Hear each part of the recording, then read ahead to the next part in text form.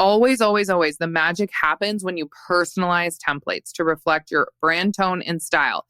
Make sure that you're adding in a little bit of your tonality and how you would speak as an actual person to these clients, because they want to expect kind of the same lingo and tone and voice that you had initially used with them, whether that was on a Zoom call or a phone call or in person with your initial like kind of discovery communication back and forth with them. They want that same communication style throughout. Hey there, I'm Paige Griffith, your host and an attorney for small business owners. I help online businesses and creatives get legally legit in no time. This podcast is all about the legal and the Paige behind it. I'll break down and simplify legal talk while providing practical business guidance every step of the way. And after over a decade in the entrepreneur space and becoming a mother, I'll also be sprinkling in tips for running a business and giving you a glimpse behind the scenes of what life's really like. As a gentle reminder and disclaimer, I am an attorney, but I am not your attorney. So be sure to seek legal counsel for personalized advice. Welcome to the Legal Paige Podcast. Hey, listeners. So in today's episode, I am going to be talking about mastering the art of email templates with a special focus on those tricky situations when you need to decline a client before they're officially booked. You're getting red flags. What if a client that is already existing and signed a contract asks you to do something outside the scope of work? What happens when you need to respond to a client who doesn't agree to sign maybe a model release or request additional privacy, say if you're a photographer or videographer? How do you respond to a request for a third-party payer to sign an addendum? What happens if a client requests a reschedule and you don't charge a rescheduling fee, or you do charge a rescheduling fee? What happens if the client breaches the contract? How do you approach that situation? What happens if the client refuses to sign a cancellation agreement after they have decided to voluntarily cancel, or you need to cancel as the service provider? All of these situations are really important to understand from a communication standpoint and an email standpoint of how to create really good responses and professional emails to be sent to your clients under extenuating circumstances like this that also have really good legal backing in them. One of the most frequent questions that we get from our listeners is really all about how to write specific types of emails, whether that's following up on an inquiry, confirming a booking, or on the flip side, declining a potential client. Emails, as we know, we're in them every single day. They're a crucial part of running your business smoothly and professionally. But I want to walk through some good generic email templates that I use every single day, that I tell our Legal Paige customers to use every single day in situations like we discussed. And then I'm going to share some tips on how to customize templates like this to fit your unique voice and brand. And then please stay tuned till the end of the episode, because I want to share how you can get 3 of my email templates for free. First up, though, I just want to talk about email templates. Why are there email templates? Why do people sell email templates? They're really a way to save you time and ensure that you communicate clearly and professionally with your clients. A few of the situations that we cover in email templates that I have written are all about the legality and pointing out things in your contracts so that you are legally backed and covered. So email templates should cover everything from an inquiry response to booking confirmation to follow-up. You need to obviously respond promptly and effectively to new client inquiries, and your evidence and proof of things coming in and out of contracts or performance obligations really start from that situation. And then booking confirmation. So how do you properly and legally confirm a booking? How do you set expectations? How do you send that initial contract to your clients? And then all of the follow-ups. So what do you do if clients haven't responded? What do you want to do if you need to cancel the contract? What if the effective date has come and gone? What if then you sign a contract? So follow up after an existing client is confirmed and books, pays their retainer, signs the contract, and now you need to change things in the contract, or you need to terminate, or you need to reschedule. How do you go about that with emailing back and forth with your client and making sure that you're saying enough, but not too much, not being too emotional, but ensuring that your brand tone and empathy is still within those email correspondences. So every time you get an email template, remember they are structured to cover key points that you need to address. I don't want you to miss anything important. But remember, always remember, if you're getting an email template from myself or you're getting an email template from another business owner, lots of business coaches and mentors, they sell email templates. Always, always, always, the magic happens when you personalize templates to reflect your brand tone and style.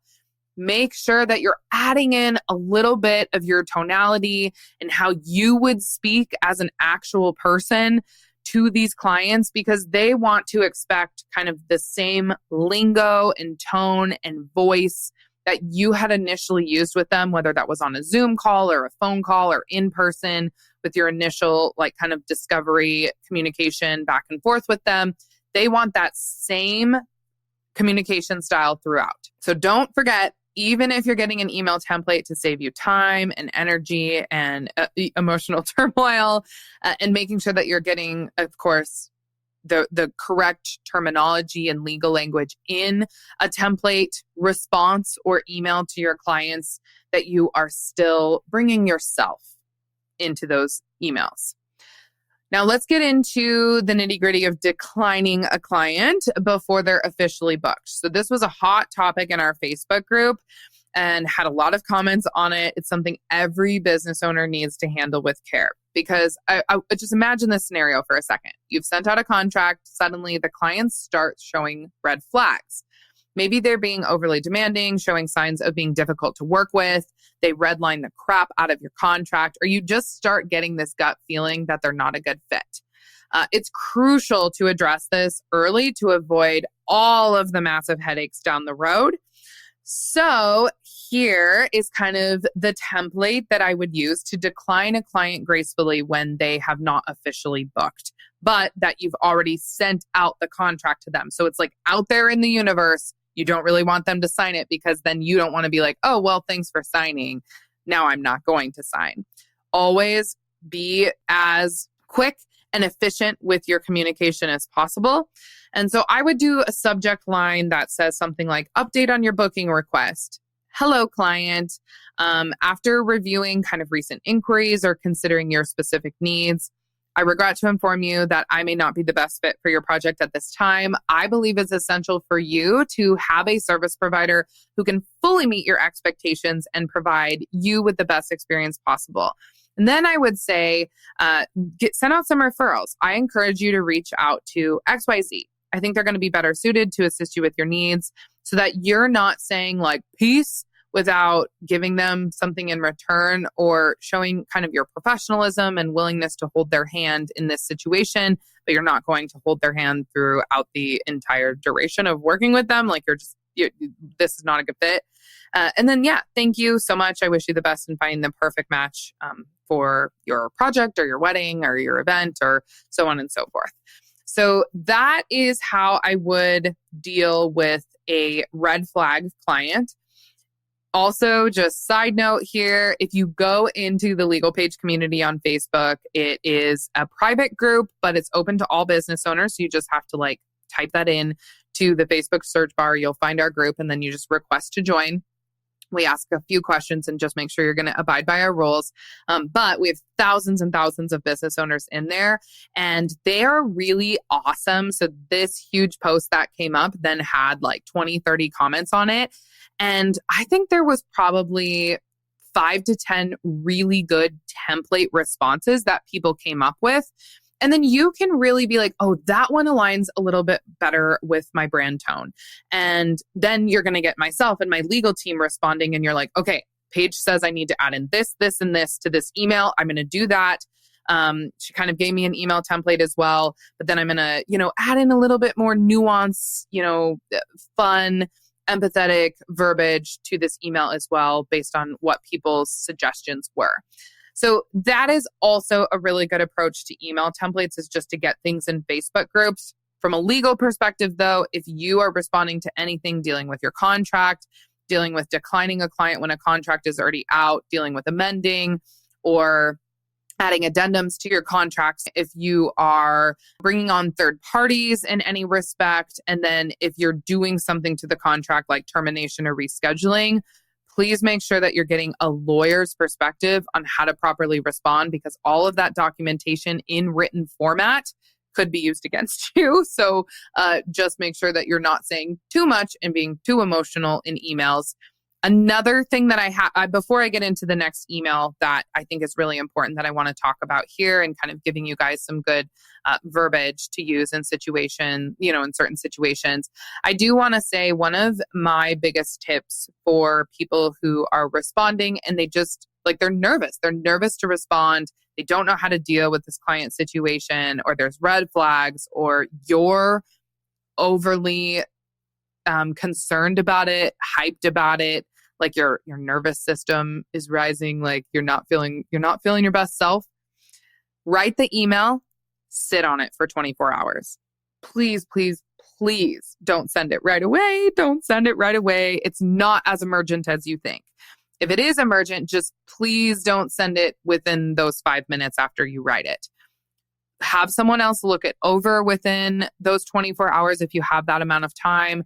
I always say someone who's in the industry, not in the industry, and then a close friend or family member, because you're going to hit on ooh, that's emotional, take that out. Or yeah, that sounds like you, I would keep that in. You're also going to hit on, okay, this is the proper approach. You're hitting all of the key points. And then someone in your business is going to have the similar business and industry is going to have suggestions on, oh yeah, I've had this happen with a client before and I approached it this way, or I like your approach here, maybe add in this, maybe expectations of what the client would want to hear. Also addressing future concerns. Your business colleagues might have ideas for you to put into that email so that they don't come back and ask another question after you've sent the email. So those are just a couple small little tips here that I have in the middle of this episode. Next, I wanted to go over another email response that has been asked of us here at the Legal Page quite a bit. So you need to change something in your contract after all parties have signed. So you either need to take something out of the contract and change something in the contract. That's the difference between an addendum and an amendment. An amendment changes something already in the contract. So you're changing out language, you're amending a clause. An addendum adds something to the contract. And ultimately, what you're doing in this email is explaining in layperson terms, hey, this is what's in our contract. This is what we have decided to agree on further. Please sign this contract addendum or amendment. And then you say, please sign it. It's linked below kind of thing. So the email should go something like this. I understand that you have specific concerns and would like to make modifications to our contract. Your feedback is so important to me. Boom. That shows that you care about what they're saying to you and they feel really good about that first sentence. Then I want to highlight that my contract was expertly crafted by a lawyer who specializes in, boom, graphic design, website development, photography, copywriting, yada, yada. So your industry, to ensure fairness and clarity. So the terms are non-negotiable to maintain consistency, but I'm open to discussing minor changes to accommodate your needs. That legally shows that you have a contract for an intended purpose, that it is legal and valid, and that your clients agreed to it. And it maintaining that consistency, you're just saying in not so many words, all clients have signed this contract, but they don't want to hear that, right? So, and then they also want to hear oh, you are open to discussing minor changes to accommodate my needs. Cool. Again, boom. At the end, it's a praise sandwich. Always think about that with email templates. How do I say really nice things, also put in what's important to me and protects my business, and then say really nice things at the end? Always address your client's concern. Your client may not always be right, but they want to feel like they are right. And then you would say, here's what I'm willing to adjust to the contract to suit your needs. Then add in all of the wording that you want to modify slightly in your contract or that you're willing to change. You can redline things here and make it really clear to them what you are and are not willing to do.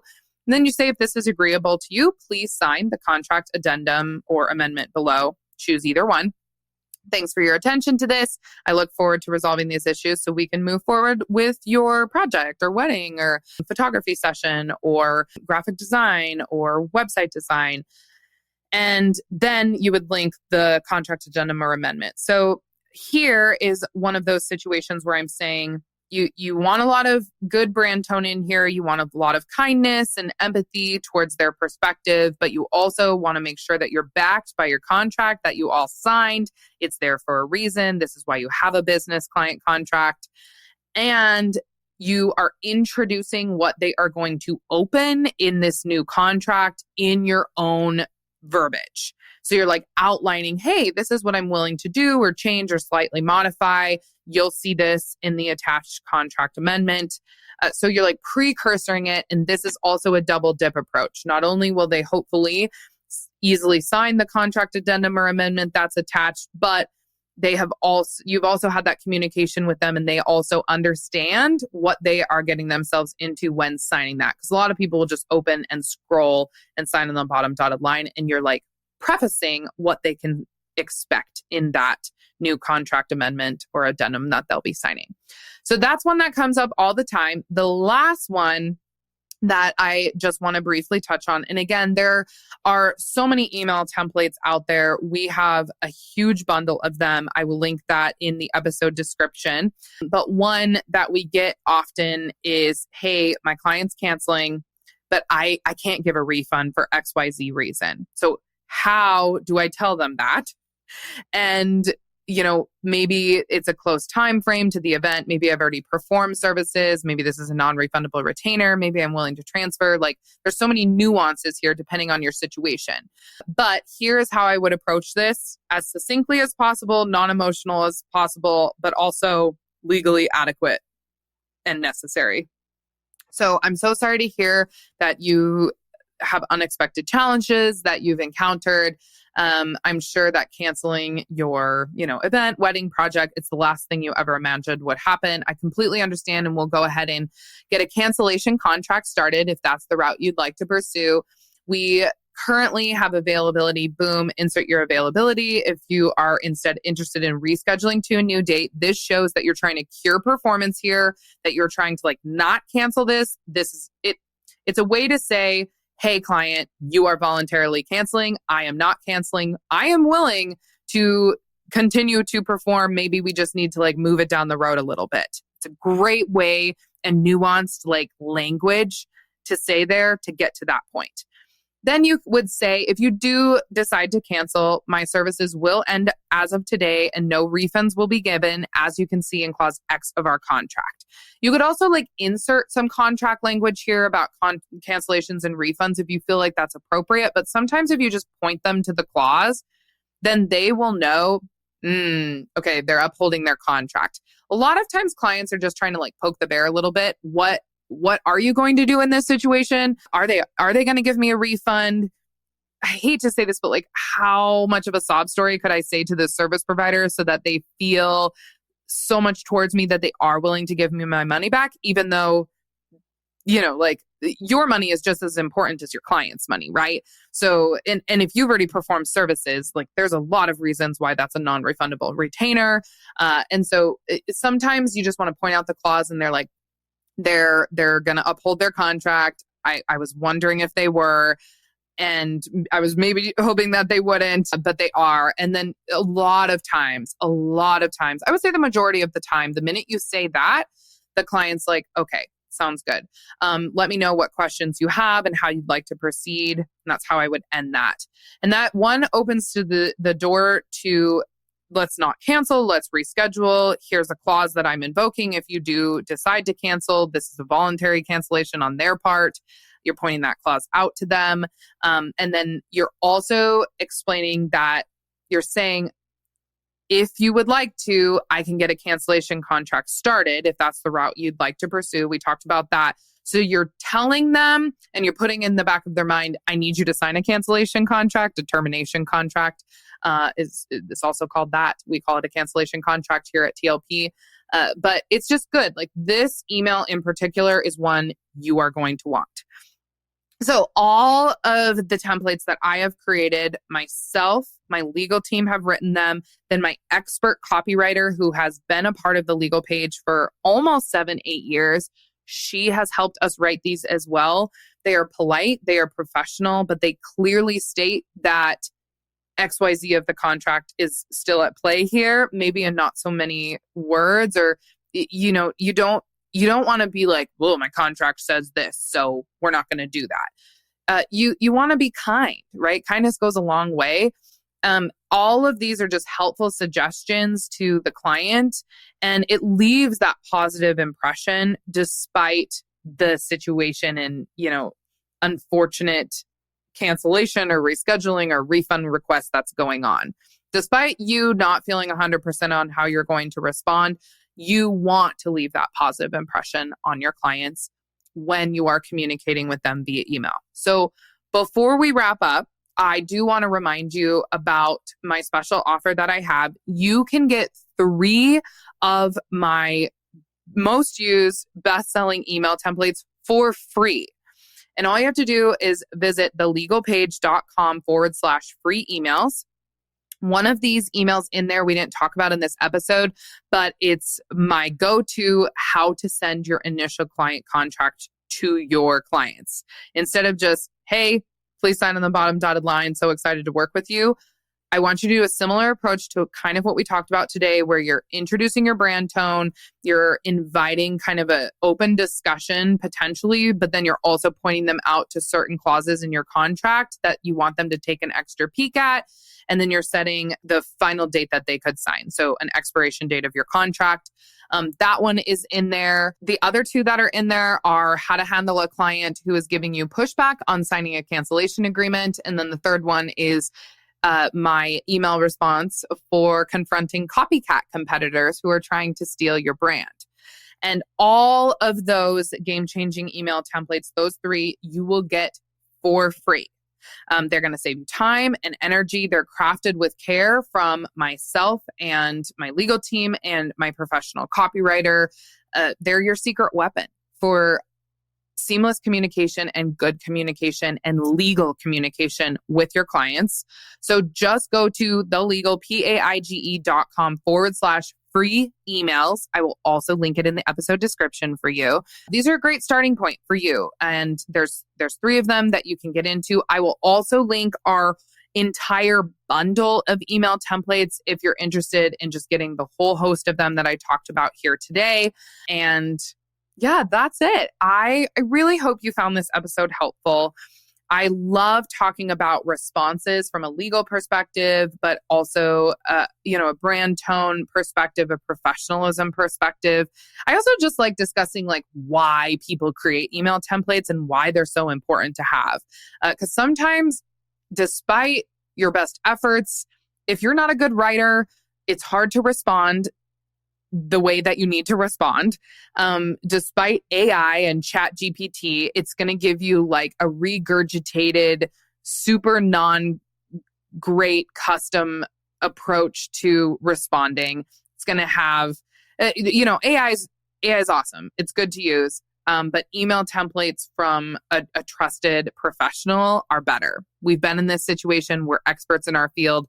We know how you should be responding in situations like this to protect your contract that is existing, hopefully at that time, and also to protect your brand and to make sure that you're not having lawsuits come up, brand reputation issues come up, ill will, and, bad word of mouth come up as well. So please, if you found this episode helpful, share it with your friends, your colleagues. That would mean so much to me. If you loved this episode, please tag me on Instagram. I always like to hear your feedback and see that you're listening to the TLP podcast. And please don't forget to subscribe so that you never miss an episode.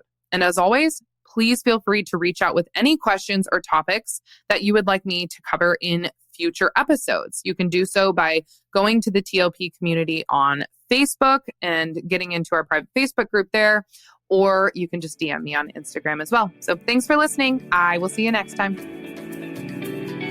Thank you so much for tuning in to today's show. Be sure to visit thelegalpage.com for contract templates, blogs, YouTube videos, and additional legal resources. If you haven't already, head over to iTunes and leave me a review and rating. It truly means so much to me to hear your feedback and inspires me to continue creating podcast content. Also, I want to personally invite you to my free Facebook group at tlpfacebook.com, where you will get access to me, my legal team, and thousands of other entrepreneurs in there for unlimited business and legal Q&A. Until next time, my friend.